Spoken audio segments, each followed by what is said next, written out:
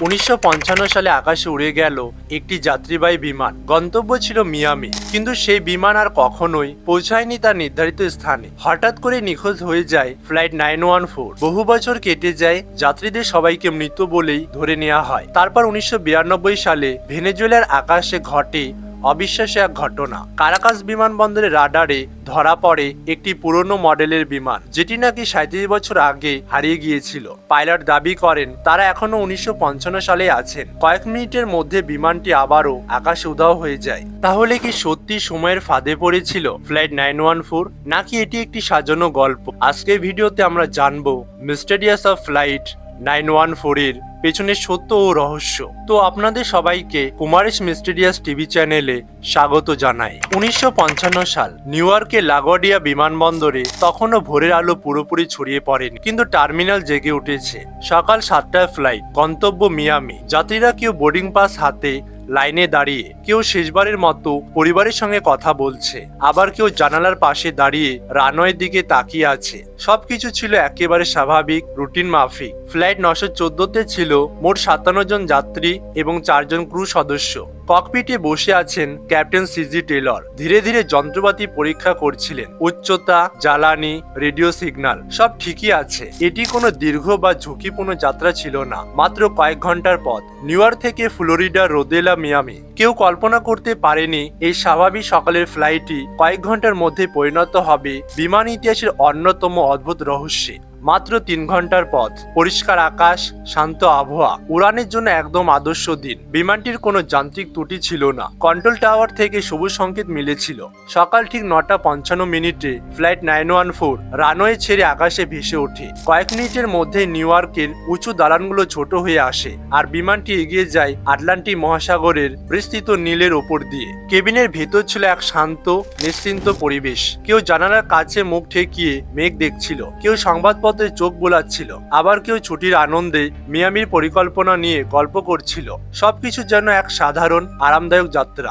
সকাল 10:12 air traffic control নিশ্চিত করে বিমানটি সঠিক পথে রয়েছে। উচ্চতা স্বাভাবিক, কোনো অস্বাভাবিকতা নেই। কিন্তু ঠিক 3 মিনিট পর 10:15 দৃশ্যপট বদলে যায়। রাডার স্ক্রিনে হঠাৎ করে ফ্লাইট 914 এর সংকেত উধাও। কোনো বিপদ সংকেত নয়, কোনো জরুরি বার্তা নয়, শুধু শূন্যতা। যেন মুহূর্তের মধ্যে বিমানটি আকাশে বুক থেকে মুছে গেছে।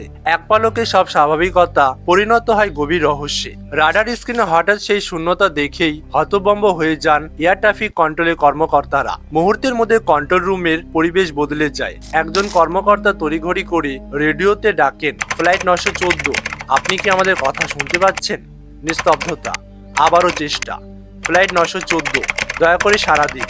কিন্তু ওপাশ থেকে কোনো কণ্ঠ ভেসে আসে না। কোনো স্ট্যাটিক শব্দ নয়, কোনো জরুরি সংকেত নয়, শুধু নীরবতা। বারবার যোগাযোগের চেষ্টা চলতেই থাকে। ফ্রিকোয়েন্সি বদলানো হয়, বিকল্প চ্যানেল ব্যবহার করা হয়, কিন্তু ফল একটাই, কোনো উত্তর নেই। ধীরে ধীরে নিউ ইয়র্কের এয়ার ট্রাফিক কন্ট্রোলে উত্তেজনা আর উৎকণ্ঠা ছড়িয়ে পড়ে। প্রথমে মনে করা হয় হয়তো সাময়িক কোনো কারিগরি ত্রুটি হয়েছে, কিন্তু যখন অন্যান্য সব ফ্লাইটের সিগন্যাল স্বাভাবিকভাবেই দেখা যায়, তাদের সঙ্গে নিয়মিত যোগাযোগ ঠিক থাকে, তখন স্পষ্ট হয়ে যায় সমস্যাটা একটিমাত্র বিমানে, ফ্লাইট 914-তে। আকাশে শত শত বিমানের ভিড়ের মধ্যে একমাত্র এই ফ্লাইটটি যেন অদৃশ্য হয়ে গেছে, কোনো চিহ্ন ছাড়া, কোনো ব্যাখ্যা ছাড়া। নিউ ইয়র্কের থেকে সঙ্গে সঙ্গে খবর পাঠানো হয় মিয়ামির এয়ার ট্রাফিক কন্ট্রোলে। ফ্লাইট 914 রাডার থেকে হঠাৎ অদৃশ্য। হিসেব অনুযায়ী এই সময়ের মধ্যে বিমানটি মিয়ামিতে পৌঁছে যাওয়ার কথা, কিন্তু সেখানে কোনো অবতরণ নেই, কোনো যোগাযোগ নেই, কোনো সংকেতও নেই। পরিস্থিতি দ্রুত সংকটজনক হয়ে ওঠে। সঙ্গে সঙ্গে শুরু হয় ব্যাপক অনুসন্ধান অভিযান। নৌবাহিনীর জাহাজ ও উদ্ধারকারী দল সমুদ্রের বিস্তীর্ণ এলাকায় ছড়িয়ে পড়ে সম্ভাব্য ধ্বংসাবশেষের খোঁজে। আকাশে থাকা অন্যান্য বিমান সংস্থাগুলির সঙ্গে যোগাযোগ করা হয়। কেউ কি কোনো বিস্ফোরণ, ধোঁয়া কিংবা অস্বাভাবিক কিছু দেখেছে? উত্তর আসে একটাই, না। দিন পেরিয়ে যায়, তবুও সমুদ্রে ভেসে ওঠে না কোনো ধ্বংসাবশেষ, কোনো লাইফ জ্যাকেট, এমনকি বিমানের একটি ছোট অংশও নয়। যেন পুরো বিমানটায় হাওয়ায় মিলিয়ে গেছে। অবশেষে প্যান আমেরিকান এয়ারওয়েজ একটি আনুষ্ঠানিক বিবৃতি জারি করে। তারা জানায় ফ্লাইট 914 57 জন যাত্রী এবং 4 জন ক্রু সদস্য সহ রহস্যজনকভাবে নিখোঁজ। সম্ভাব্য সব জায়গায় অনুসন্ধান চালানো হয়েছে, কিন্তু কোনো প্রমাণ বা ধ্বংসাবশেষ পাওয়া যায়নি। ভারাক্রান্ত হৃদয়ে ঘটনাটিকে দুর্ঘটনা হিসাবে ধরে নেওয়া হচ্ছে, কিন্তু প্রশ্ন থেকেই যায়, যদি এটি দুর্ঘটনা হয় তবে প্রমাণ কোথায়? বিমানটি আসলে কোথায় গেল? তাহলে কি বিমানটি সত্যি সমুদ্রে বিধ্বস্ত হয়েছিল, নাকি এটি কোনো অজানা শক্তির টানে সময়ের সীমানা পেরিয়ে অন্য কোথাও আটকে পড়েছিল? এই প্রশ্ন ঘুরপাক খেতে থাকে মানুষের মনে, কিন্তু উত্তর কোথাও নেই। ধীরে ধীরে বছর কেটে যায়, ঘটনা পরিণত হয় ইতিহাসের এক মর্মান্তিক অধ্যায়ে। নিখোঁজ ফ্লাইট 914-কে দুর্ঘটনা হিসাবে মেনে নেওয়া হয়, যাত্রীদের মৃত ঘোষণা করা হয়। সময়ের সঙ্গে সঙ্গে মানুষ ভুলে যেতে শুরু করে সেই রহস্যময় উধাও হয়ে যাওয়ার গল্প।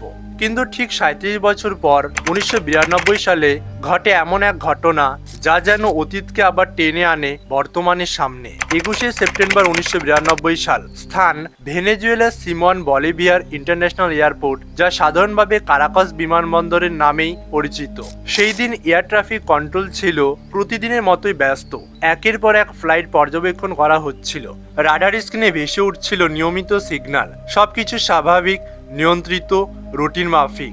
হঠাৎ করে রাডার স্ক্রিনে দেখা যায় একটি অজানা বিমান, যার কোনো নির্ধারিত ফ্লাইট প্ল্যান নেই, কোনো আগাম তথ্যও নেই। কন্ট্রোল রুমে ছড়িয়ে পড়ে বিভ্রান্তি, কিন্তু তারা তখন জানতো না এই সিগন্যালটি এমন এক বিমানের যাকে পৃথিবী 37 বছর আগেই হারিয়ে ফেলেছিল।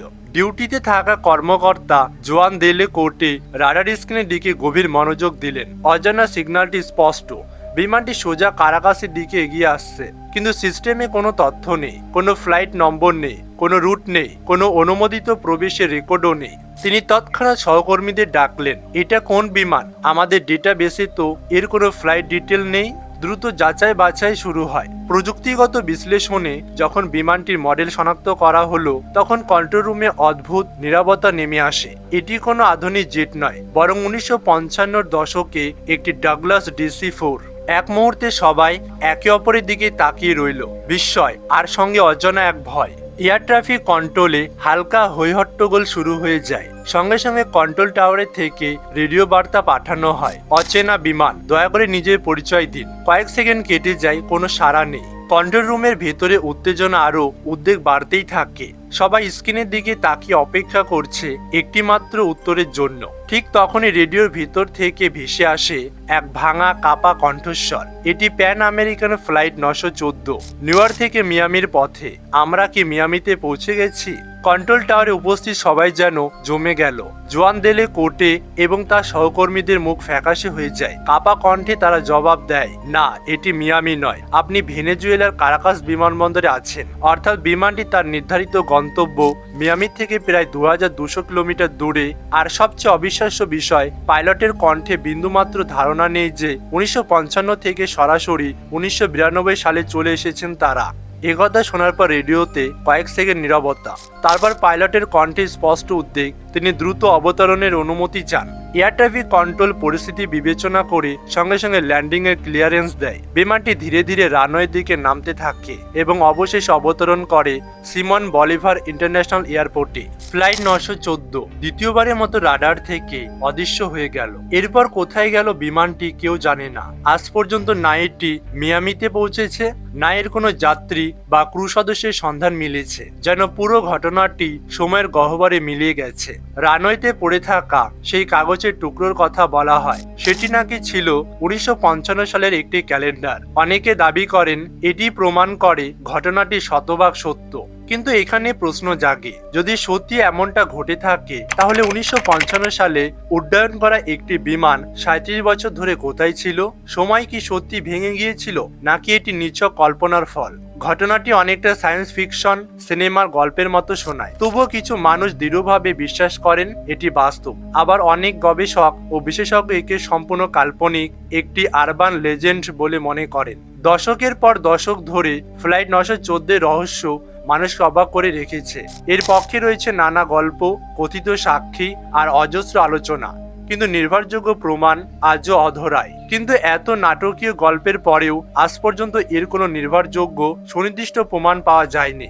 বহু অনুসন্ধানেও কোনো সরকারি নথি, বিমান চলাচলের রেকর্ড বা আনুষ্ঠানিক তদন্ত প্রতিবেদন মেলেনি। কিন্তু প্রতিবেদনের মতে এই গল্পটি প্রথম ছড়ায় 1980-র দশকে, যখন একটি আমেরিকান ট্যাবলয়েড পত্রিকা উইকলি ওয়ার্ল্ড নিউজ, সেই পত্রিকাটি মূলত চাঞ্চল্যকর ও অতিরঞ্জিত গল্প ছাপানোর জন্য পরিচিত ছিল। ফলে অনেক গবেষক মনে করেন ফ্লাইট 914-র কাহিনীও সেখান থেকে জনপ্রিয় হয়ে ওঠা একটি বানানো গল্প। বিমান চলাচলের বিশেষজ্ঞদের কেউ কেউ দাবি করেছিলেন ফ্লাইট 914 নামে এমন কোনো নিয়মিত বাণিজ্যিক ফ্লাইটের প্রমাণ নেই। এমনকি ভেনেজুয়েলার সিমন বলিভার ইন্টারন্যাশনাল এয়ারপোর্টের আর্কাইভেও এই ঘটনার কোনো রেকর্ড পাওয়া যায়নি। তাহলে প্রশ্ন থেকেই যায়, এই গল্পের জন্ম কোথায়?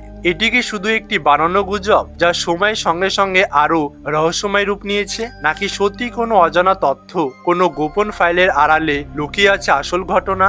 সত্য আজও অজানা, তবে একটি বিষয় নিশ্চিত, ফ্লাইট 914 রহস্য এখনো মানুষকে ভাবায়, অবাক করে আর কল্পনাকে উস্কে দেয়।